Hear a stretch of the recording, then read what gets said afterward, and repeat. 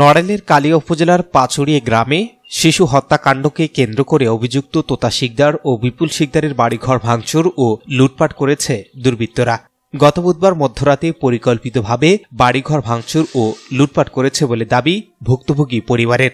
ভাঙচুর ও লুটপাটের ঘটনায় কোনো অভিযোগ নেয়নি নড়াগাতি থানা পুলিশ।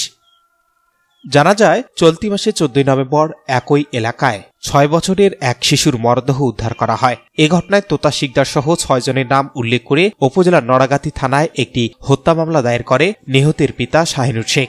এর জেরে গত বুধবার রাতে তোতা শিকদার ও তার ভাই বিপুল শিকদারের বাড়িঘর ভাঙচুর ও লুটপাট করা হয় এবং অপর ভাই শিমুল শিকদারের বাড়ি থেকে স্বর্ণালঙ্কার ও নগদ অর্থ লুটপাট করে দুর্বৃত্তরা। ভুক্তভোগী তোতা শিকদারের পরিবারের দাবি, পূর্বের শত্রুতার জের ধরে হত্যাকাণ্ড সাজিয়ে আমাদের আসামি করে বাড়িঘর ভাঙচুর ও লুটপাট করেছে তারা। আসলবেলা খুলি না, আমরা আগে ছেলে মেয়ে মানে সবাই জানি না, আমরা কোন ধরনের মানুষ এই ব্যাপারে আমরা কোনো কিছু জানি না। এই ব্যাপারে আমরা কোনো কিছু জানি না, কিন্তু আমাকে এরা সন্ধ্যাদেশি করে মনে করেন যে আগুন লাগানো, মাইয়ের দিয়ে খালি উঠাই দিয়ে আর কি মনে করেন এই মানুষ খুন করে এইসব আমাকে করতেছে।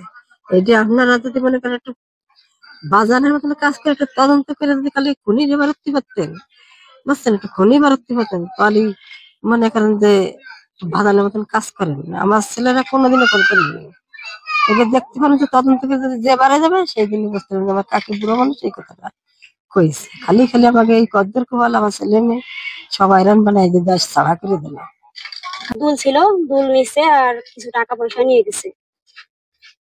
ওইটা বলছে পরে ওখান থেকে বেরোয় এসে পরে নাকি এইখানে কুপাকুপি ভাঙচুর শুরু করেছে, ঠিক আছে, এটা বলিছে। পরে আমরা বলছি যে থানায় কি ফোন দিছিলে? পরে বলছে থানায় ফোন দিছে, কিন্তু থানা থেকে কোনো লোক আসি নাই।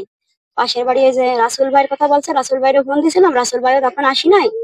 যখন কুপাকুপি শেষ হয়ে তারা চলে গেছে, তারপরে রাসুল ভাই আসছে।